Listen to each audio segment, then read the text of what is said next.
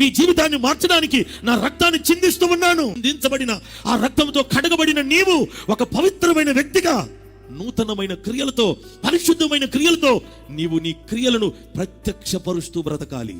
అదే రక్షణ. ఇంత జరిగిన తర్వాత కూడా ఇంకా ప్రభువుని నమ్ముకోకుండా, ఇంకా ప్రభు ఇన్ని మేలులు చేయడానికి ఆయనే మన కొరకు ప్రాణం పెడితే ఇంకా ఇంకా భక్తిహీనులుగా బజార్లో తిరుగుతున్నామంటే, ఇంకా చెడ్డ అలవాట్లకు వెళ్తున్నామంటే, ఇంకా లోక సంబంధమైన కార్యక్రమాల వైపు మనసు పెడుతున్నామంటే, మందిరానికి వచ్చి కూడా మారు మనసు లేని బ్రతుకుతున్నామంటే సిలువకి శత్రువులం కాదా? ఎంత శత్రువుగా ఉన్నావు ఒకసారి ఆలోచించు.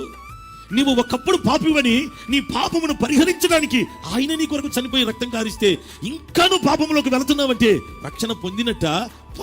ఆయన మన కొరకు యుక్త కాలంలో చనిపోయింది. ఎందుకంటే మనము ద్రోహులుగా ఉండకూడదు, శత్రువులుగా ఉండకూడదు, బలహీనులుగా ఉండకూడదు. పాపం ప్రతి మనిషిని బలహీనుని చేస్తుంది, అగ్నికి ఆహుతిని చేస్తుంది. అందుకే ప్రభు చెప్తున్నాడు, నీ శిక్షను నా మీద వేసుకున్నాను, నీ కొరకు నేను మరణించాను, నా రక్తాన్ని నీ కొరకు చిందించాను. నా రక్తంతో కడగబడిన నీవు మనసు మార్చుకోవాలి, బుద్ధి మార్చుకోవాలి, జీవితాన్ని మార్చుకోవాలి.